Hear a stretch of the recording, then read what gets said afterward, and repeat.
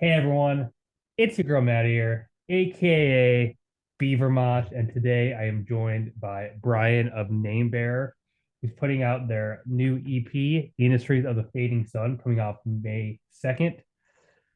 Brian, thank you so much for taking the time to join me. It's the evening. Thank How you. has your day been going? Yeah, thanks for having me. This is awesome. I really appreciate it. Yeah, thanks for coming on. Um, my day's been good, just pretty normal. Worked most of the day. Yeah. Um, got home, did some chores. So nothing fancy. What about you? Yeah, that's chores are great. I also Yeah, worked this morning. I did some studying for some like exams, certifications I'm working on, and then I started playing Balatro, and that was a big mistake because nice. I didn't stop for a few hours. So yeah, Okay, yeah. There's been a couple times where I almost downloaded that on Steam. yeah, I really like I think it's a sort of a similar game, Slay the Spire. I don't know yeah, if you yeah. ever. That's what I've been told to play next if I like Balatro. But Yeah, okay. So I like Slay the Spire, and so I've been thinking about getting Balatro, and I I probably wouldn't will. I wouldn't do it if you. It's addictive. I didn't think it'd be as addictive, but it is. Like it's just. Yeah. I mean, it's just poker. You think it wouldn't be that interesting, but just the way the all the power ups and the multiplayers work together, it's I don't know. So, because it's like kind of a deck builder, right? Like you're Right. going It's a through. Yeah. roguelike based around poker hands. That sounds like I would really like it. Yeah. Because I like roguelites a lot. Well, let's talk about video games later because that's a thing I love talking to guests about. So, Cool, let's do it. um, let's talk about the EP. It's following a demo you put out in 2024, and when I listen to the new EP, I hear this aggressive, atmospheric black metal sound. But is that what you tell people? Is that how you personally want to categorize your band? Do you say I am an atmospheric black metal band? Um, Yeah, I think that's probably like if you had to, if I had to pick one general term, that probably is the one that fits the best. Okay. But I also like Brendan and I both just think that it's progressive too. And I don't know like if you got that at all. I don't know if people will think that. Um, but yeah, so like it'll be interesting to kind of see like was that a word that came to mind for you or was it mostly like When you atmospheric? say it now, it comes to mind. Okay, so like when I think of like I don't know progressive black metal, a band that comes to mind would be like Blue Dawson Nord, and Hmm. you list that band as kind of an influence. Oh yeah, definitely. But then again, like I don't know what is progressive black metal. Like is like Panopticon progressive black metal? I don't know. Panopticon has just a lot of long songs, nothing like no like crazy time signature changes or all that. I don't think you associate with like progginess, but it's also Yeah, a very subjective term. Like, what is progressive? I actually agree with you. Yeah, I Yeah. think it is. I think it is. Like I think what kind of brings it to mind for me is on this EP is like all the clean singing. Mm-hmm. It can get like so to me the clean singing stands out so much and all this synth and everything and kind of like how varied the vocals are. It sort Right. of like leads me to think progressive, but then at the same time it's like I don't necessarily think the songs are like the compositions I don't think are necessarily progressive. So yeah, I don't know. I would probably say some combination of atmospheric, progressive, and psychedelic. Like I think Brendan refers to it as psychedelic a lot. Yeah, Um, I like that term a lot. I think it should be thrown around to describe some black metal bands more as psychedelic. Sometimes atmospheric just kind of is the catch-all be-all term, but there's different types. yeah. There are different types of atmosphere. There is like the kind of hazy atmosphere or the more like folksy atmosphere, and then other Brendan ways of atmosphere. Brendan always says Namebearer is hazy. So yeah, but I agree with you. It's like atmospheric is kind of like the safest term as far as like people will kind of get what you're meaning, and it definitely does work for name bearer. But yeah, I don't know, I'll be curious to see, because I think if I just think of atmospheric black metal, then it's like I think I'm thinking of a thing that is not really what name bearer is. I'm not really thinking of the varied vocal styles, the clean singing, I would be thinking of something a little more like straightforward. When some Yeah. yeah, when people say atmospheric black metal, like I understand what they're saying, but also like I've always found that term interesting because like isn't black metal like in its foundation, what it was built on, meant to be atmospheric? Like it, mayhem is atmospheric, dark throne is atmospheric. They don't get Oh called yeah. atmospheric black metal, but that is very atmospheric. Like, Right. No, I agree. I mean, because even second wave black metal, or something that you would describe as just traditional black metal, yeah, you're totally right. Black metal is so much about atmosphere.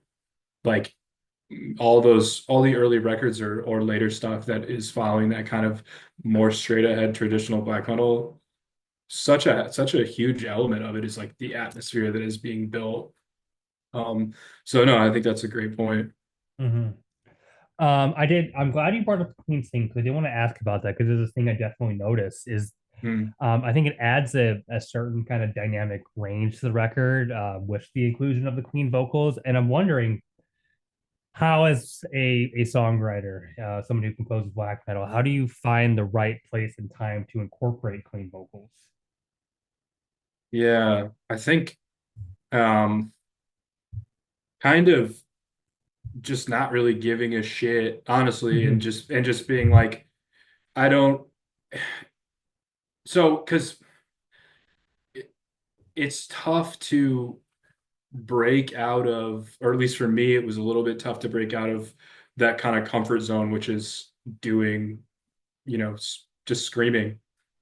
And I think when you incorporate singing, then there's kind of there's less that you can kind of lean on. It's almost like, for me, like screaming is almost kind of like a crutch. Like it's very consistent.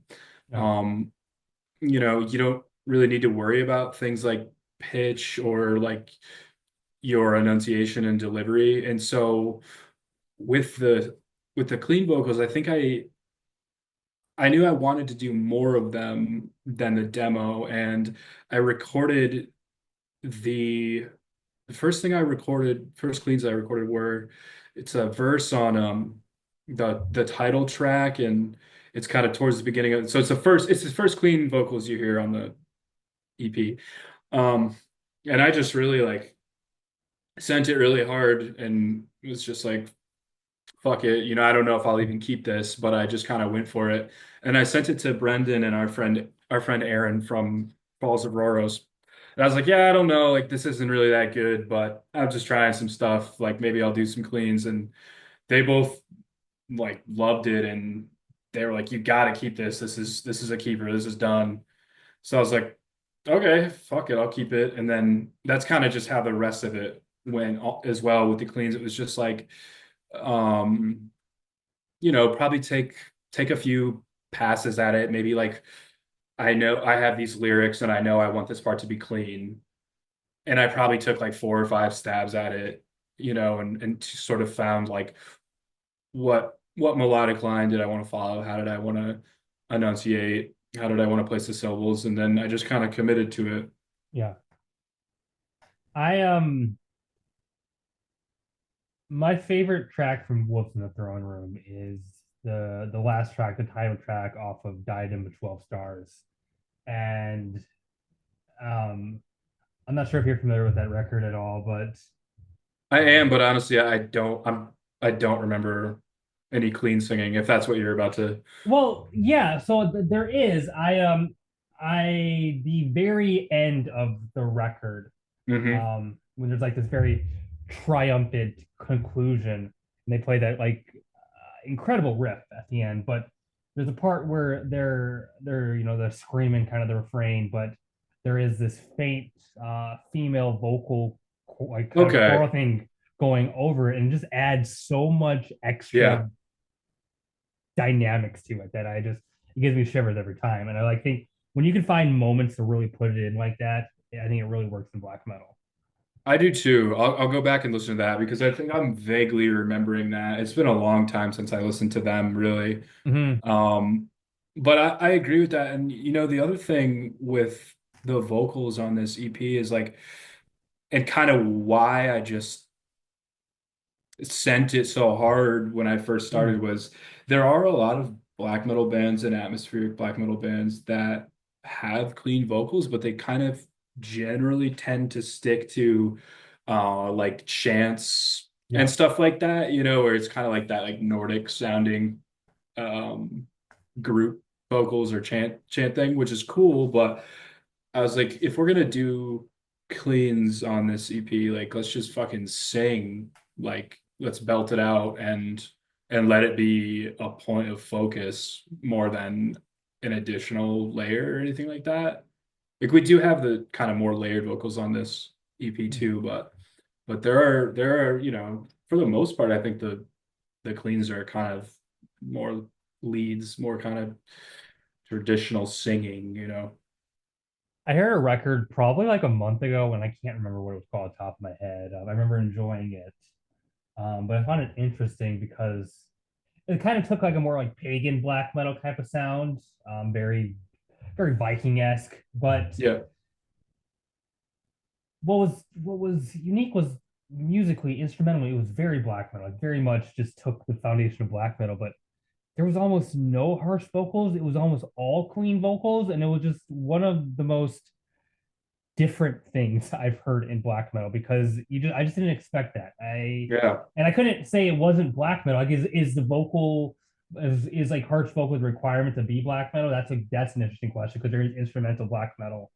Totally. Um, but yeah, I don't know. I've never heard of a band take black metal but decide, yeah, we're gonna just focus on clean vocals, not even just like incorporate them. That makes me think of like later era Bork Nagar. That they've like, and I mean they've always had cleans as far as I know, but the Yeah. two newest records are almost all cleans. I'm not And too familiar with their newer material, so I'll have to go listen to that. I wasn't either, but Yeah. it was funny when I was sending Aaron and Brendan these cleans. Aaron said, "You sound like ICS Vortex," which is he's the vocalist of Bork Nagar, but I think he was a vocalist of Dimmu Borgir as well. Hmm. Um, and so then I started checking them out because I was like, I've never even listened to Bark Nagar, and actually I do kind of sound like him, I think, which is funny. And then I got into the newer albums, but yeah, it's like I'd call it progressive black metal. The instrumentation is mostly black metal, but yeah, he just like does this rock style singing the whole time, and Yeah. I think it's fucking awesome. Like they're definitely a little cheesy, but in a way that I think is cool and I like. I don't think you. I mean, a lot of metalheads would deny this, but I don't think you can like get into metal in general without embracing a little bit of cheesiness. Like I Oh think God, like 100%. it's 100%. It's all fucking cheesy. yeah. And it's awesome. Like I embrace it fully. I take black metal very seriously. I think I love black metal, but like I mean, you look at Immortal. Like, how could you say Oh that that's yeah. like I know. serious? I mean, I know, it's and I just love it. They're like yeah. one of my favorite bands. I love the video of Abbott falling down when he's have you seen that video? Oh, So yeah, oh yeah. yeah. I watched it so many times. It's amazing. And he's just a really like funny personality in general. But they also are, I mean, they have so many truly amazing records, like, and they're goofy as hell somehow at the same time. Yeah. So yeah, I really, really love that band. Um, Now, both you and your bandmate Brendan are involved in other black metal bands in Maine, and I'm wondering what are you able to convey in this project Namebearer that you might not be able to get across in some of the other bands that you have been involved with? That's a very good question. I think the main thing, so Brendan and we're doing Namebearer, this new band, Blood Chariot and Obsidian Tongue. Hmm. And I think probably the biggest thing with Namebearer, at least right now, versus those bands is Brendan isn't writing a whole lot on guitar, whereas that is, well, actually bass is kind of his main instrument, but drums are like a one of his, they're probably like his fourth or fifth instrument. He doesn't really play drums that often, and so him kind of playing like almost a more supportive kind of role right now in the songwriting where I write everything on guitar and bass, and then he does add parts. Like he will add guitar parts or tell me to change certain things about the composition. Hmm. And whenever he does, he always makes it better. Um, but so I think that kind of dynamic where it's me writing on guitar and bass. Brendan is focusing on drums and synth. He does contribute to the compositions on guitar. But then if you look at like Obsidian Tongue, that's like Brendan writes all that stuff. Blood Chariot, he wrote a lot of stuff as well. So I guess what I'm getting at is with Namebearer, we just have a different dynamic where it's kind of like my influences specifically are kind of driving it, but also Brendan and I have so many of the same influences. So there's this, I don't know, there's this kind of synergy that we found with Namebearer where it's like I can kind of totally go down my own rabbit hole of what I'm trying to express or what is inspiring me. And but at the same time, he completely gets it and he adds to it and makes it better. And that's not really something I've experienced before, where it's like it feels so specific to me what I'm getting at, but he always gets it and always does exactly what I'm hoping he'll do, or sometimes it's even better than what I'm thinking. Now, if I'm not mistaken, Brandon joined you later, right? I think the demo you was just you. Yeah, he did session drums on it. Okay. So he didn't really write anything there. He kind of just laid drums down. He got a little bit involved, but he's way more involved on this EP for sure. Okay. So that's probably the biggest difference in like your evolution in this project is probably Yeah, having Brendan more involved in the CP. Okay. totally. You mentioned another band you're in Obsidian Tongue, and I just have to ask because there's also another Obsidian Tongue record coming out at the end of May. You are Yeah. clearly keeping yourself busy. So that one so I've been the Obsidian Tongue live bassist for a couple years. Yeah. I just became a full member. Uh-huh. So I didn't actually write anything Okay. on Eclipsing Worlds of Scorn. So basically um Brendan and Ray did that whole record, and then only like a couple weeks ago, Brendan asked me to be a full member of the band. So the next Obsidian Tongue stuff I'll be writing on, but um, yes, I am still staying busy, but not it's not specifically with that Obsidian record. Okay. Thanks for clearing that Yeah, up. yeah, no Um, problem. yeah. Um, I would like to take credit for it. It's an awesome album. okay. So when they start playing live, you'll be playing with Obsidian Tongue, or you have Yep, already done. Yeah. I have. Yep, and then just the only difference now is like I'll write with them going forward. Okay. Yep. Um, I read something on the press release I got for the EP that I found extremely interesting, and I wanted to ask about it. You wrote I think all of the lyrics in English, but then decided to have them translated into Finnish. What was the reasoning behind that? Yeah. What was their initial reasoning before it? So I really like how the Finnish language sounds in general, Oh yeah. and I I have a tutor, a Finnish tutor and stuff, and so I've been learning the language pretty seriously for a while. And like I said, I like how the language sounds, but I especially like how it sounds in metal, like when Mm. it's being screamed in metal and even when it's being sung. So I just thought, maybe I'll do a little bit of finish on this EP, and I was kind of kicking the idea around, and so I asked my tutor, okay, well, can we translate this section of lyrics to finish, and like, I'll give it a shot. I'm not sure. So we did the translation together because like, I'm not sure if you know, but Finnish and English are very different. So Yeah. a lot of things don't translate directly, so you kind of have to find the meaning and then kind of select words around it. Hmm. I mean, I'm sure a lot of languages are like that, honestly, but so it was kind of like me trying to explain to her, like, oh, here's what I was kind of getting at with these lyrics. Because even my lyrics in English like make no sense, honestly. That's what I realized when we were like going through it and she was trying to translate it. I was just like, yeah, this doesn't even make sense what I wrote. I just thought it sounded cool. And so that kind of made it kind of difficult, but she did a really great job of picking some translations that I thought were really awesome, and I think she really kind of understood what I was going for. And so then I was like, all right, I've got these lyrics, I'll give it a shot. And kind of same thing, like I sent it to Aaron and Brendan, they both really dug it.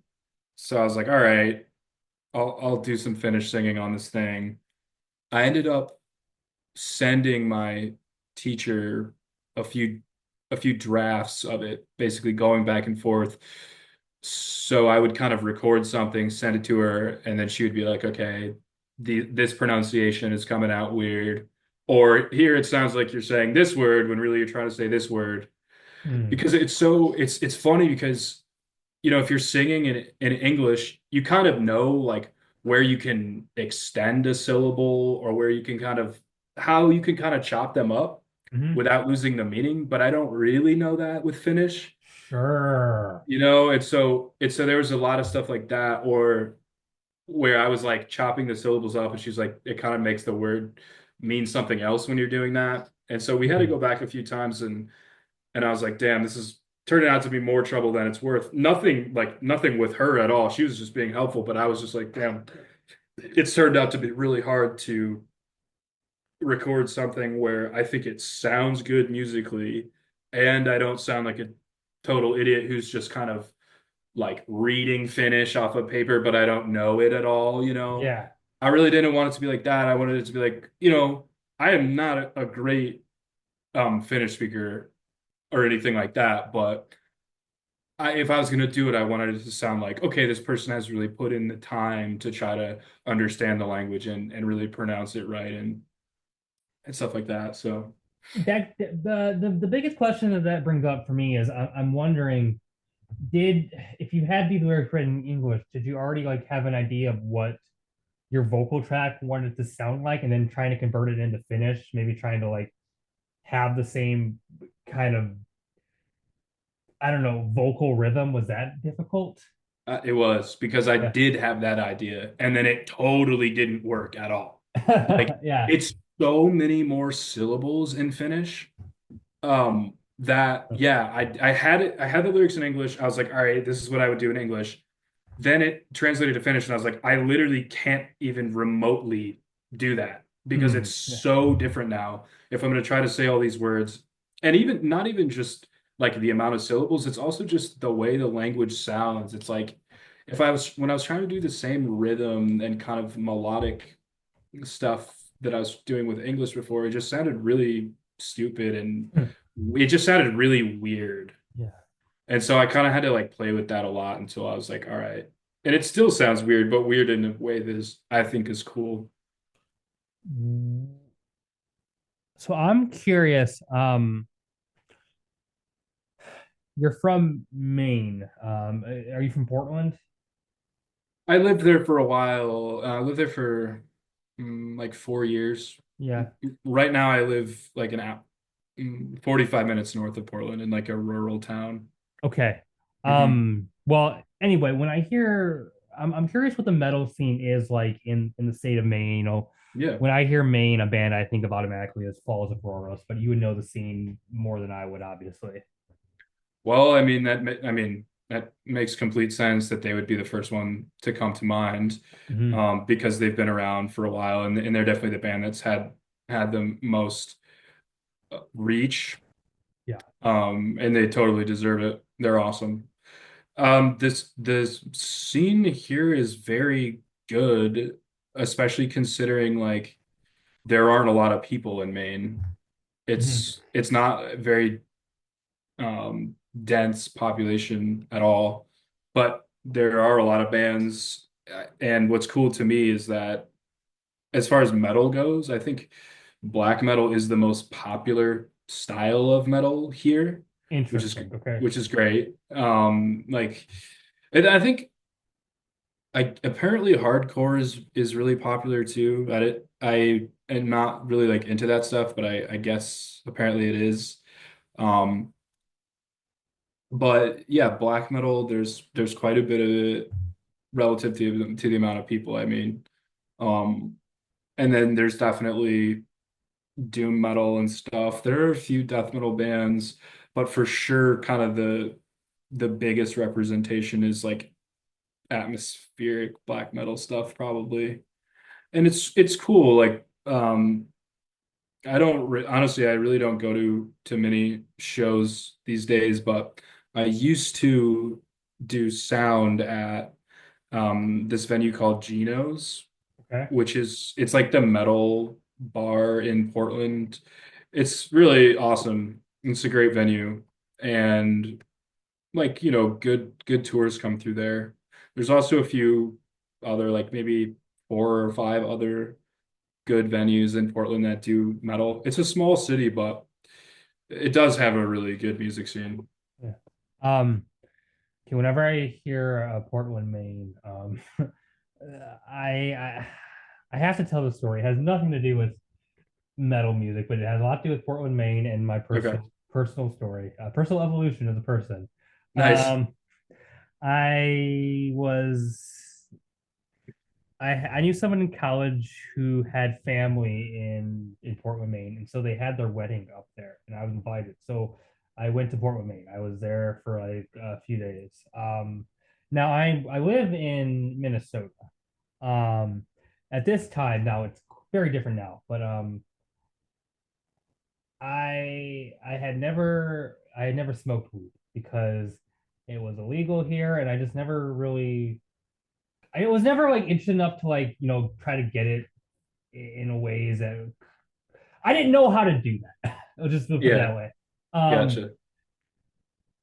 so I go to Maine, and a lot of my friends who are also from Minnesota or in the same boat. They're like, "So we can smoke it here, and it's just legal." And because it was in Maine, it wasn't in Minneapolis at the time. So yeah, my first time I got high was in Portland, Maine. Um, Nice. And I went. how long ago was that? That was I was still in college, so it's like that had to been God, that had to been almost 10 years ago. 10 years ago? Yeah. Yeah. Wow, okay. So I'm trying to think. I didn't live here then, so I was just trying to think like what venues were around at that point and what was the scene like at that point. Um, 10 years ago. So definitely I mean Falls has been going for like 20 years. Hmm. Obsidian Tongue at that point Brendan still lived in Mass, but not too long after that, maybe 2016, I think he moved up here. Okay. So then Obsidian started doing stuff here. But I'm not exactly the person to speak on it. I just thought it'd be interesting. I mean, Geno's was around. I don't know if it was in the same location. Did you like spend much time walking around Portland, or did you not really have time? Didn't have a ton of time. I was kind of also like You were so high, you were just locked to the couch. This is your first time smoking weed. no, we did walk in the beach, all of us high. But Oh, that's great. That sounds fun. But I did so I was kind of under the whim of the people getting married, like they were kind of ones like deciding what to Yeah, do. So like, but we did walk around downtown Portland again. I think it was a beautiful city. Like I it is. Yeah, it's really cool. but yeah, I don't really like. I think I was only in Portland for 3 days, so I don't like have too much of an impression of the city. But I enjoyed Gotcha. my time. Yeah. Cool. Minnesota, I mean, Minnesota has a lot of metal, right? Oh yeah. I mean, well, Yeah. we mentioned Panopticon. Like he's originally from Kentucky, but for the while now he's been stationed here in Minnesota. So Yeah. um, yeah, no, we have like Obsequiae was originally from here. Um, bands like Inexorum. Yeah, I like them. A lot of great black metal comes out of Minneapolis too. There's a lot of smaller bands I can name off, but I think those are the bands I think have the biggest reach. Right. Yep, makes Um, sense. mhm. Now, before we started this interview, I asked you kind of, is this record independent? Because there's something listed on Metal Archives. And you said, no, it is independent. What's listed on Metal Archives, Hidden Dawn? Is this like collective that you're part of? And would you like to talk about that a little bit? Yeah. So it's a collective slash maybe it'll function as a label too. Um, but it's me, Brendan from Namebearer and Obsidian Tongue, and Aaron from Falls of Roros and Rune. We started Hidden Dawn because kind of like at this point in our creative journeys or our our musical careers or Mm-hmm. however you want to phrase that, I think we were just all on the same page as far as what we wanted to make and kind of how we wanted to make it. So we had the idea of like, all right, well, we've got all these ideas that we're on the same page about, and we have so many ideas, like, let's make this collective. Let's put it all in one place. We'll motivate each other. We'll be able to get more visibility on all our projects and like kind of the idea of it. One of the main driving ideas is like kind of a more of a focus on like our more raw or DIY kind of projects. So like, Brendan has one of his projects, Stone Crown, which is we released on there, and then Aaron's solo project Rune, and then of course Namebearer. So whereas those guys also have Falls of Oros and Obsidian Tongue, but those are bands that kind of don't exactly fit this identity where it's like more raw, direct, kind of more instant kind of where because like of course we care about Namebearer, we put time into it, but we don't really look at it the same way we would look at Obsidian Tongue. It is kind of more meant to be that more direct outlet. And so Yeah. that's sort of where we're coming at it with Hidden Dawn. We want to just be like churning stuff out all the time. Yeah, I'm so Rune. That is a good project. I wish more it people were is. talking about it. I think it's kind of Yeah. gone under the radar. Well, Aaron will be happy to hear that. Yeah.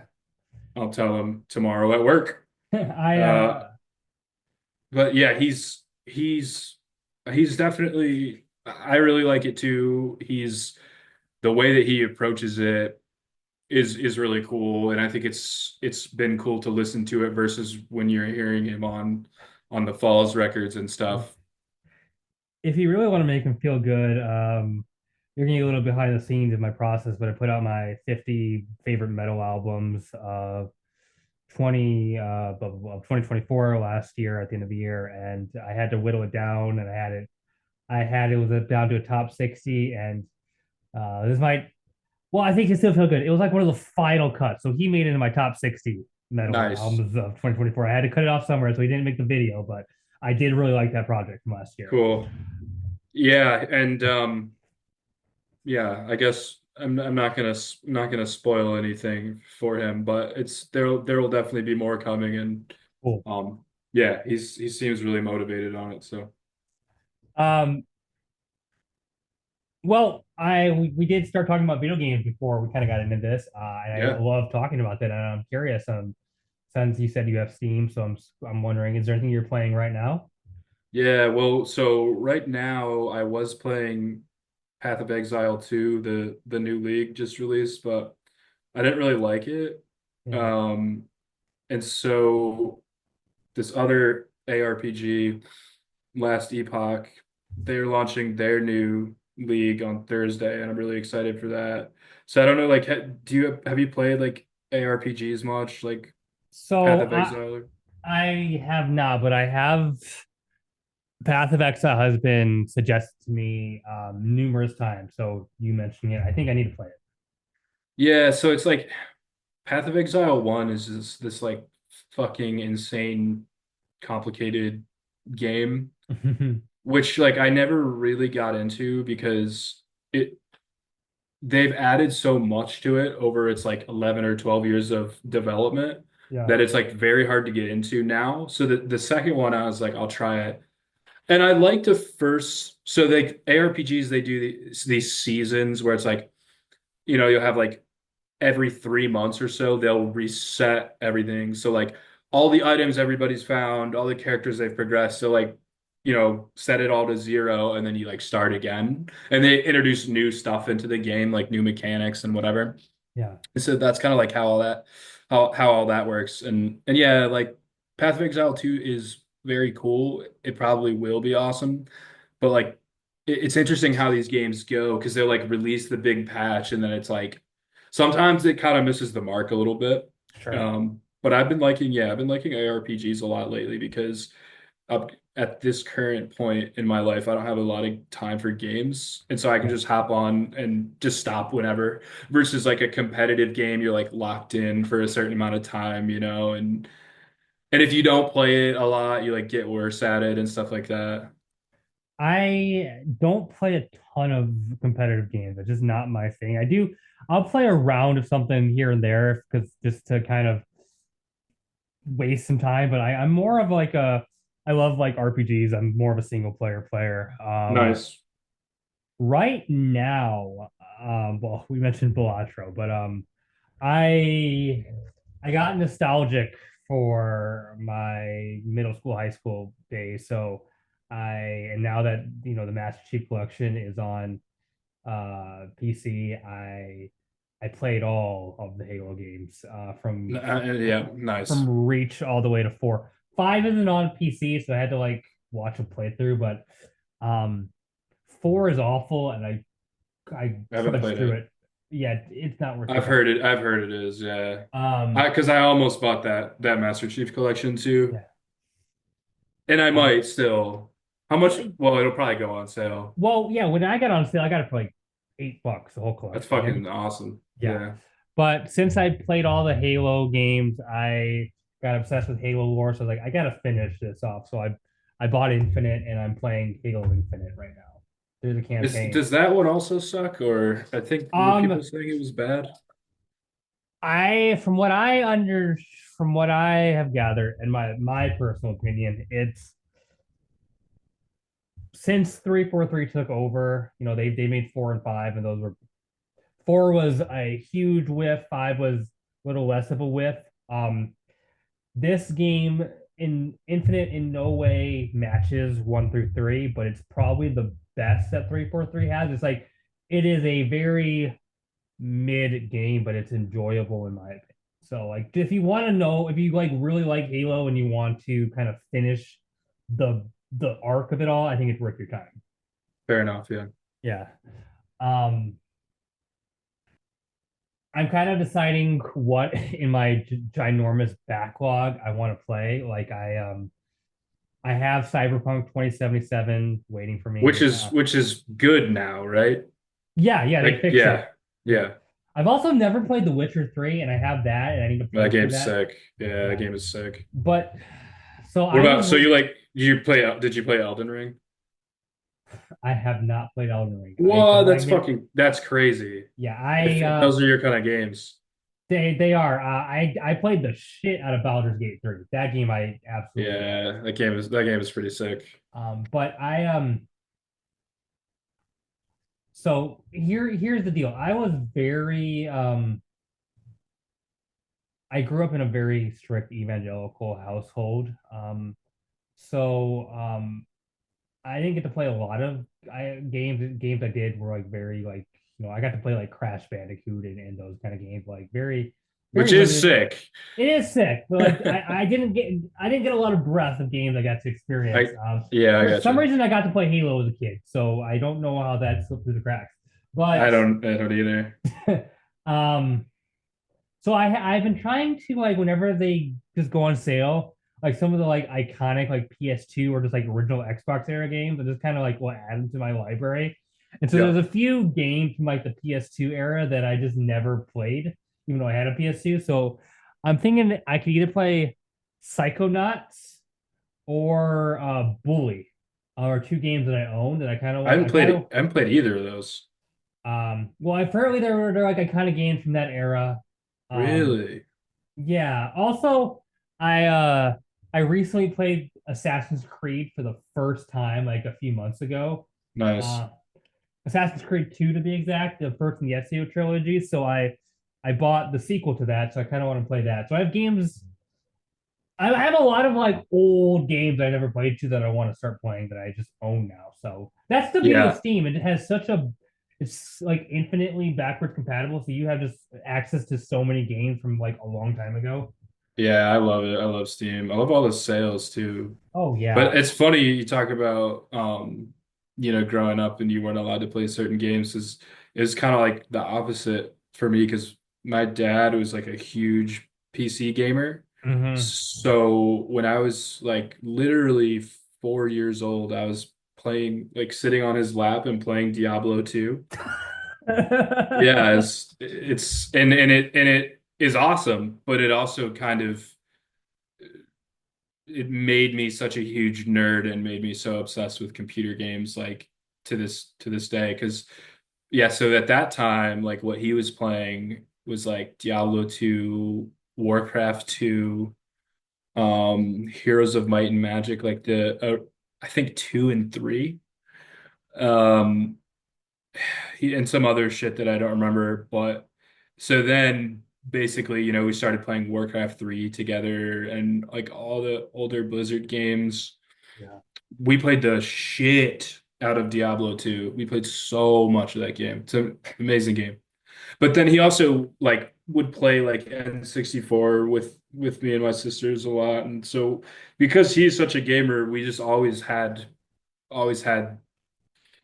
whatever new system and stuff because he like wanted to play it. So that really was nice. That's incredible. Yeah, that is Yeah. not my experience. We still play games together online, me and my dad. Incredible. Yeah, I got Yeah. into gaming later as like a serious hobby. Like I was always dabbling in it, but I started playing gaming, and then I got into building PCs. Now I'm getting into working in IT. So it's like video games actually like were the catalyst for what I am doing for a career. Like I don't I Yeah, no, when same people here. say that it's like unhealthy, like I think a lot of people followed my path. So and you said you do you work in IT? Yeah. Yeah. I mean it's not unhealthy. Yeah. There's so many things you could be doing in life that are actually unhealthy. Yeah. Like I mean, sure, anything in excess is not good for you, right? But except metal. That's good for you. But I was talking to one of my friends about that because one of the games that I used to be super super into was is Dota 2, which is a competitive game, probably my Yeah. favorite game of all time. And that's a game where people like put a lot of hours into it because it's very complicated strategy game and yeah, like my friend and I who both have a ton of time in that, he's always saying like, oh, I like, this is kind of joking around and saying it's like an unhealthy vice, but I'm like, as far as vices go, it's one of the healthier ones. Like we're just fucking playing video games and chilling. instead of doing all the other things people do, you know? I completely agree with you, but for some reason, especially with my parents, video games had such a stigma. It's like people see it as a waste of time, or it's kind of this thing that like it's like something you just kind of there's no there's no end game out of it. Like there's no like reason you don't. It's not a productive thing to do.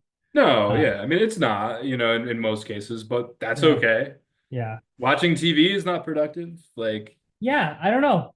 I uh I personally learned a lot about computers playing video games. Like, why is my FPS so low? What can I do to change that? What kind of driver support do I need? All that stuff. You learn that playing video games. And for some people don't care. Some people buy a PlayStation, they never have to think about that stuff. But right, yeah. I actually kind of enjoy that stuff. I kind of enjoy Yeah, monitoring my temps and sure. And I mean, you know, like it's not like you can be productive 100% of the time. Like yeah. play video games in moderation or whatever works for your life, and you take care of the rest from there. But it's certainly not video games that are kind of the fundamental problem there. So in terms of the games that I have my most time played, um, everyone who watches the show knows what I'm going to say already because I say it all the time. But people who've been on the show, I have to say it again. I have over 6,000 hours logged onto in my old school RuneScape account. Nice. I 6,000, that's pretty good. Yeah. I just really love RuneScape. It is my game. It's I mean, I haven't played it in a long time, but I was fucking obsessed with it when I was like 10 10 to 12, I think. Well, same. Well, now with because like there's RuneScape 3 and old school RuneScape is kind of they took a 2007 copy of the game and rebuilt it off of that. Yeah. But um And that's the one most people play, that's right? what Is most so people play. yeah. Yes, but what's so cool about it is it has that nostalgic factor, but like most people playing are now in my age. Like there's not a lot of new people playing. Most of the people playing it Right. have that stuff. But like so most people playing the game now are in like their late 20s to like their mid 30s. Like that is like the main demographic of the game. And the game developers understand that. So like some of the bosses have come out, some of the raids have come out, have become increasingly more sophisticated to where it's like the game has evolved with us as we've grown up. The game has grown up. So That's it's not cool. and so like there's more people understanding the dynamics of the game. Like when I was a kid, I just you don't know how the game works. There's no like the strategies are like you click and maybe you eat food. Like you click the monster and attack. Well, Yep. now people understand that the game operates on a tick system. The whole game uh moves at 100 beats per minute. That's how often the game refreshes.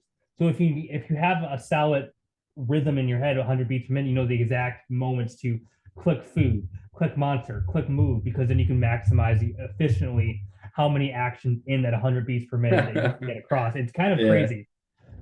Yeah, the mid-maxing on old school RuneScape. Nice. Yeah, 6,000 is you've got me beat because I think Dota is the game I've played the most, and I have 3,000 hours there. Hmm. Uh, RuneScape, you don't play it on Steam. It's a separate client, so I don't get to show that off till I'm like a public thing. But Yeah, I can prove it to you if you really want to see it. I have that much time into it. I believe you. Well, Brian, this was a really fun conversation. I have no other Yeah. questions to ask you, but before I let you go, of course, I want to give you the floor to do whatever you want with it. Plug your merch, plug your band camp, plug your your favorite Saturday morning cartoon. I don't care. Give me your favorite quote. It's up to you. This has been very fun, and thank you again for having Yeah, of me. I really course, appreciate it. for sure. I guess I'll plug the upcoming Obsidian Tongue tour, which is going to be from June. Oh God, I really should know the start date. June 6th to June 14th. And we're doing like East Coast US tour.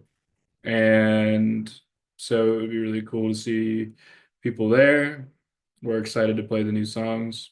I Mhm. probably should be plugging Namebearer though, that since this is an interview about Namebearer. Yeah, Both of you are now current members of Obsidian Tongue, so like it yeah, makes yeah, sense for you to plug that. yeah. So Namebearer, the EP is coming out on May 2nd. Um, yeah, really excited for people to hear it. And we're just excited about the project and we're definitely gonna do more. And then Hidden Dawn, that's our collective. We have a Bandcamp page. We're gonna be releasing a lot of stuff there. Um, and all those bands are on Instagram and stuff. All that stuff. Yeah, I think Sick. that's it. Awesome. Well, for everyone watching at home, look out for the new Name Bear EP, especially if you like bands like Obsidian Tongue and Falls of Roros, all those bands from Maine. Um, check out. It's called Industries of the Fading Sun, coming off May 2nd. As always, thank you to my patrons. You keep the show running, keep it going financially. Before I close out, I do want to give a shout out to my latest patron, Dave B. Thank you so much for your support. It means the world for that you'd want to support the show this way. Brian, once again, thank you. I hope you Thank enjoy the you. rest of your evening. You too. For everyone watching at home, my name is Maddie, aka Beavermosh, and I'm out of here. Bye.